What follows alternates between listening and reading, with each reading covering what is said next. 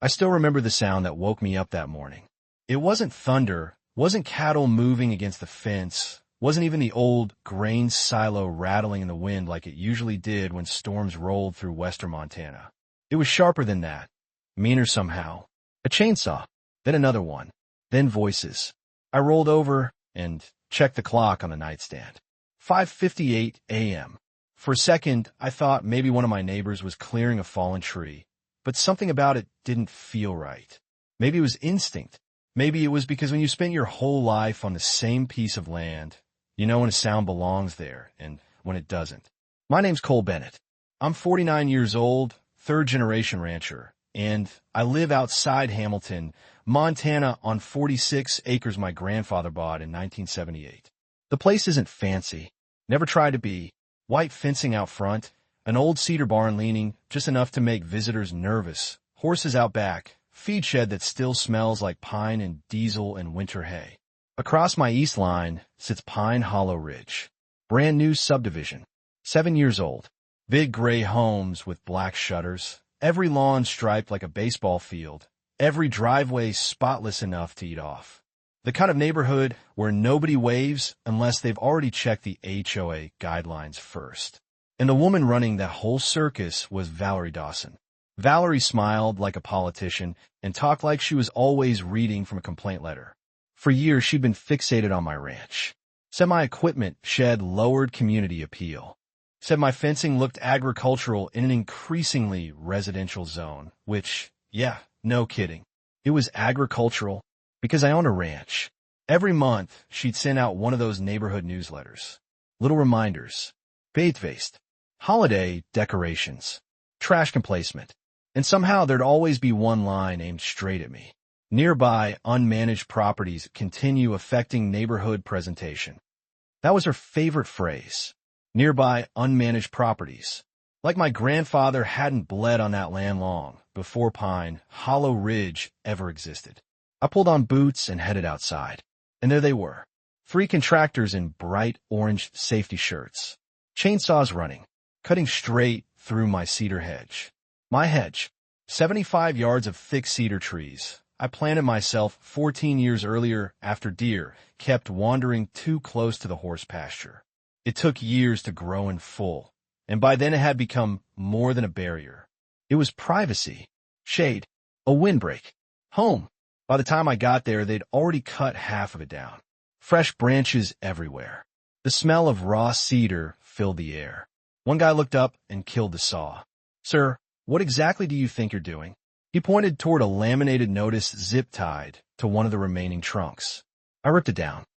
Pine Hollow Ridge Community Board Visual Obstruction Remediated Mountain View Preservation Initiative authorized for community benefit. I just stared at it. Then I laughed.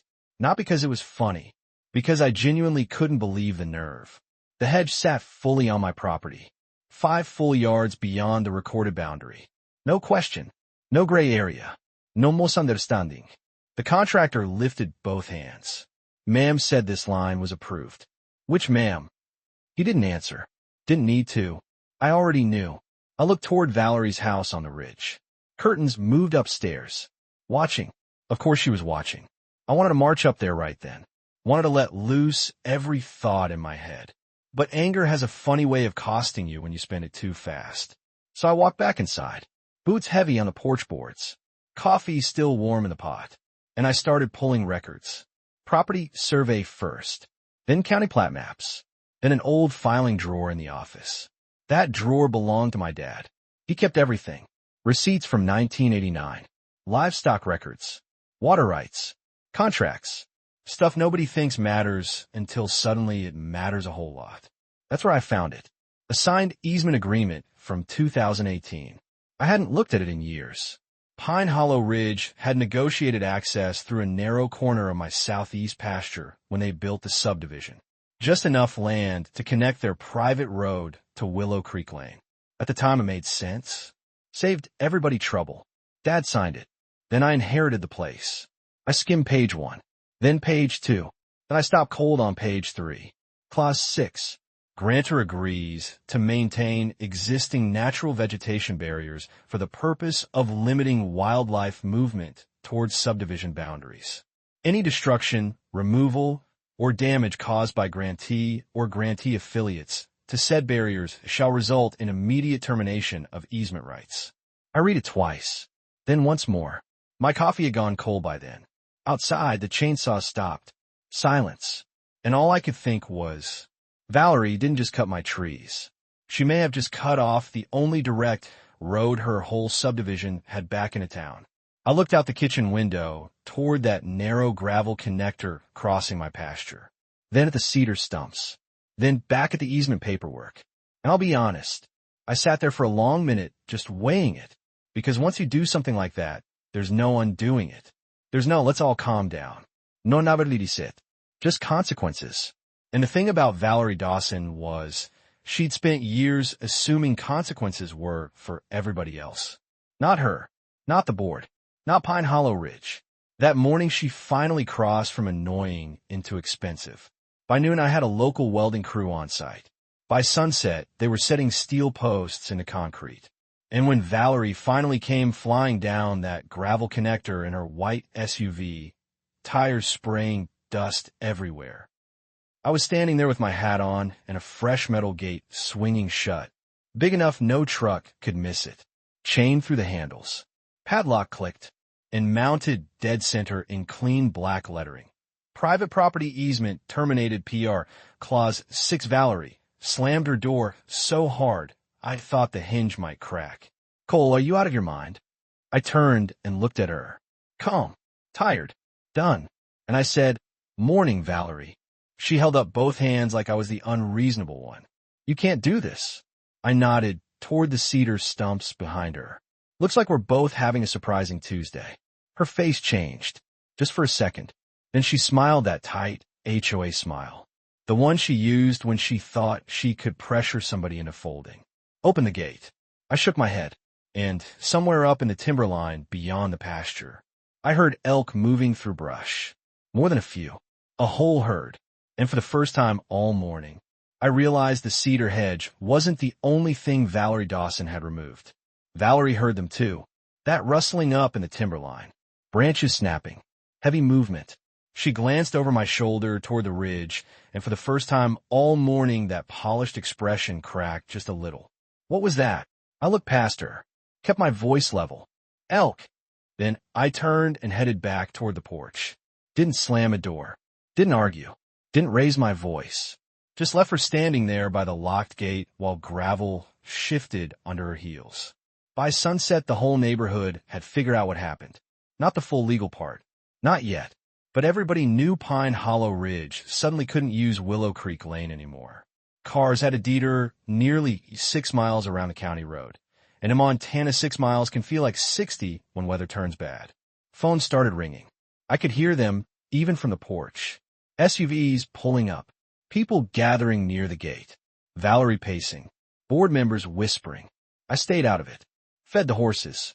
Checked fencing. Made dinner. Try not to think too much.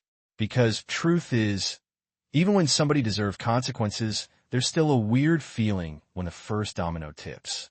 Like standing uphill watching a rock roll. You know gravity's doing the rest. But you still feel it. That night around dusk, I stepped outside with a mug of coffee. Air had cooled. Sky turning orange over the valley. And that's when I saw movement along the north pasture. Big shapes. A lot of them. The elk herd had been crossing my property every fall and spring for almost 20 years. They knew the cedar line, knew where to stop. That hedge mattered. It created a visual barrier and a scent break. Without it, there was nothing. 43 elk drifted right through. Calm as could be, straight across the open cut line, then straight into Pine Hollow Ridge. At first it almost looked peaceful, like some nature documentary. A few residents even stepped outside filming. Then the bull came through. Huge animal, at least 700 pounds, wide rack, powerful shoulders, and he climbed directly onto the hood of a silver Mercedes parked in a driveway halfway down Cedar Bend. The metal crumpled instantly. The windshield exploded. A woman screamed. The bull jumped down and kept moving like nothing happened. A younger elk tore through decorative shrubs. Another knocked over patio furniture. Fresh mulch scattered everywhere. Kids started crying. Dogs barking. Someone yelled for animal control. One old guy tried clapping and shouting to scare them off. Didn't work. They moved exactly how elk move when they feel boxed and unpredictable and heavy and impossible to steer. And I'll admit it, sitting there on my porch with that coffee, part of me felt bad. A little. Mostly for the folks who had nothing to do with Valerie's stunt. But another part of me remembered 14 years of cedar, growth laying in piles. And Valerie's little laminated notice. Community benefit. Mountain view preserved. Well, there was definitely a view now. Around 8:30 Valerie marched up my porch steps. Didn't knock. Just came straight up. Hair messy. Voice sharp. Elk are tearing through the neighborhood. I leaned against the railing. I can see that. You need to stop them. Ow! Rebuild the barrier. You still here. You cut it down this morning. Because it blocked the mountain view. And now, she clenched her jaw. This isn't funny. No, I said. It really isn't. She pointed toward the subdivision. You're causing damage. That one almost made me laugh. I'm causing damage. You shut down our road. You voided your easement. That agreement doesn't mean. I handed her the file folder. She read, started strong, then slower, then stopped. Her face turned pale. She looked up. You're serious. As a heart attack. She swallowed. This could impact emergency access. Probably should have thought about that before sunrise. She handed the folder back harder than necessary, then said the words I expected. We'll sue. I nodded. Okay. And I went inside. That's what got her more than anything. Not yelling. Not threatening. Just closing the screen door. Next morning, Pine Hollow Ridge looked like a neighborhood after a storm. Bent shrugs. Hoof prints. Damaged siding. Broken flower beds. Animal control had already pushed most of the herd back toward state land, but the damage was done. Valerie spent half the morning in meetings. By afternoon, the residents started turning on her. I know because a guy named Martin Ellis knocked on my door around 2. Retired firefighter. Lives on Aspen Court. Nice guy. Always waved. He took his hat off and stood awkward on the porch. Cole, mind if I ask something? Sure. Did Valerie really authorize cutting your hedge? Yep. He exhaled. She told us it was county approved. It wasn't. He rubbed his forehead. My wife's furious. I figured. He glanced back toward the subdivision. People are blaming you. I know. Some aren't. I nodded. Then he lowered his voice. My neighbor's diabetic. Delivery pharmacy truck couldn't make the detour yesterday. Had to reroute. Took hours. That landed heavier. Not because it changed anything. Because that was real. And people caught in the middle usually pay first. I'm not trying to hurt anybody, Martin. I know. He looked tired. So what happens now? I looked toward the locked gate. Then the cedar stumps. Then back at him. That depends on Valerie. By day 3 things got worse. A landscaping company refused the detour. School pickup buses delayed. Contractors complained. And then around 4:30, a medical emergency hit. Older resident named Raymond Turner. Chest pains. EMS had to circle around county access. Took longer than anyone wanted. Raymond was okay. Thankfully. But panic spread fast after that. That evening Valerie came back. Not angry this time. Desperate. And she brought 2 board members with her. Plus a lawyer. Tall guy in a navy suit carrying a leather binder. He introduced himself. Daniel Harper. That's the Pine Hollow. I nodded. He looked toward the gate. Then the file in my hand. Then Valerie. And right away I could tell he already knew she'd messed up. He was trying to salvage. Not win. Mr. Bennett, he said carefully, we're hoping to discuss options. I'm listening. Valerie folded her arms. Daniel gave her a look. Then continued. The community needs access restored. Community damaged protected vegetation under signed easement terms. Yes. So access is terminated. He nodded. Under current language, yes. Valerie snapped. This is ridiculous. He ignored her, then asked, what would restoration require? That was the first smart question anyone asked all week. Because I'd already spent 2 days figuring that out. Not revenge. Not theatrics. Numbers. Contracts. Replacement. Real consequences. I walked inside, grabbed a folder from the kitchen table, came back out, and handed it to him. Valerie leaned over his shoulder. He read the first page, then the second, then adjusted his glasses and read them again. Quiet. No talking. Just pages turning. Finally, Valerie whispered, "You can't be serious." I looked her dead in the eye, and I absolutely was.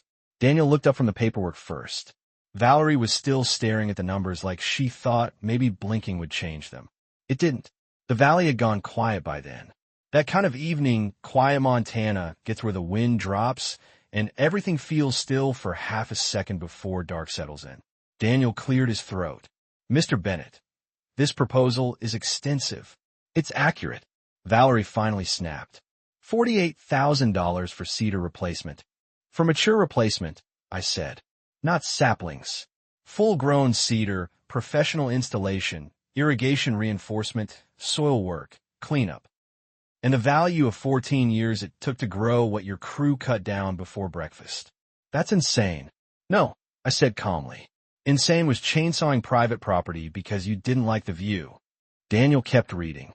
Second page. New easement terms. 25 years. Annual access payment. First 5 years prepaid upfront. Any future construction, landscaping, painting, grading, fencing, or exterior changes within 50 yards of my eastern property line required written approval. Violation penalties. Daily fines. Insurance liability. Wildlife barrier maintenance. Daniel read every line. Then read page 2 again. Valerie looked at him. Well, he closed the folder slowly, then said something she clearly wasn't expecting. "You should sign." She stared. "What?" He kept his tone even. "The previous agreement was violated. The termination language is valid. The county records support his survey boundaries. If this escalates, Pine Hollow Ridge will lose. We can challenge. We can spend 6 months and 6 figures challenging," Daniel said, "and likely still lose." Her jaw tightened. Daniel continued. "And every day this road stays closed, the board's exposure increases." That shut her up. For once. Not because she agreed. Because she finally understood. This wasn't one of her newsletters. This wasn't her ordering around a landscaping company. This was legal, financial, recorded, and very public if it went bad. The sun dipped behind the ridge. A porch light came on across the pasture. I could hear distant voices from Pine Hollow. Residents waiting, watching. Daniel placed a folder on the hood of Valerie's SUV and handed her a pen. She didn't move. Then she looked at me. Actually looked at me. Not like the annoying ranch next door. Not like the unmanaged property. Just person to person. And underneath all that anger I saw something else. Embarrassment. Because the whole thing started with pride. She wanted cleaner views. Control. Wanted the subdivision to feel polished. Wanted my ranch to disappear into the background like it didn't belong there. Instead, she turned her own neighborhood upside down. After a long minute, she signed. Then Daniel signed. Then the 2 board members. I signed last. Daniel handed me my copy. Valerie didn't say a word. Just got in the SUV and drove back toward the subdivision. Slow. Like all the fight had leaked out of her. Next morning, at 7:30, trucks pulled in. Then 5. Then a landscape crew. Then irrigation specialists. And by noon, Pine Hollow Ridge looked like somebody was rebuilding a movie set. They planted mature cedar. Tall, dense, healthy trees. Even thicker than before. Every line measured. Every root bed reinforced. Every inch cleaned. And I picked every species personally. Valerie stood nearby the first day. Arms crossed. Sunglasses on. Not saying much. At one point, she finally walked over while workers were setting irrigation. She stopped beside me, quiet for a second, then asked, "You really kept every piece of paperwork your father ever touched?" I smiled a little. "Pretty much." She looked toward the new hedge, then said under her breath, "I honestly thought you'd fold." That one made me laugh. "What?" She shrugged. "Most people do." And that right there explained a whole lot. A few days later, Martin Ellis came by again. This time, carrying coffee. He leaned against the porch rail and looked out at the fresh cedar. "Well, neighborhood's mad." Figured. Half blame Valerie. And the other half. He smiled. "Think this might be the best thing that ever happened." How so? Board suddenly got real respectful. That got a laugh out of both of us. And he wasn't wrong. Pine Hollow Ridge changed after that. Newsletters stopped taking shots at my ranch. No more comments about aesthetics. No complaints about fencing. No one mentioned community presentation again. Every spring, their maintenance crew trimmed the cedar exactly the way I approved. They checked with me before touching anything. If a homeowner near my line wanted landscaping, they asked. If someone wanted a retaining wall, they asked. Paint colors, fence repairs, drainage, all through written approval. Daniel made sure the contract language held. And Valerie? She stayed president another year, then stepped down quietly. I heard she moved to Missoula after selling the house. Never confirmed it. Never needed to. The elk still crossed the North Ridge every season. Big herd. Sometimes 40. Sometimes more. But now the cedar barrier keeps them exactly where they belong. On my side, a month after everything wrapped up, I was out feeding horses at sunset. Sky turning gold. Air cool. The ranch smelling like hay and cedar again. And I heard tires on gravel. Turned around. It was Valerie. Just her. No HOA, no board members. No lawyer. She got out and stood by the fence. Hands in her coat pockets. Quiet. Then finally said, "I owe you an apology." I leaned against the gate. She looked embarrassed even saying it. "I let the neighborhood become about appearances," she said. And somewhere along the way, I convinced myself I was protecting property values. I nodded. She looked out across the pasture. "At some point, I stopped seeing you as a neighbor." That one landed, because honestly, that had been the whole problem from the beginning. Lines on paper are one thing, but communities fall apart when people stop seeing each other as human beings and start seeing each other as obstacles. After a second, she gave a tired little smile. "For what it's worth, the cedar looks better now." I laughed. "Yeah, it does." She nodded once, then got back in her car, and that was the last real conversation we ever had. The signed easement contract still sits in my office safe. 23 years left. Every page clean. Every signature right where it belongs. And every time I drive past that eastern line and see those cedar trees standing taller than before, I think about how fast pride can make smart people do stupid things, and how expensive it gets when somebody mistakes kindness for weakness. Now I'll throw this over to you. If somebody cuts down trees on private land because they don't like the view, then gets hit with every consequence that follows, were they treated fairly, or did I go too far? Let me know in the comments. I read every one.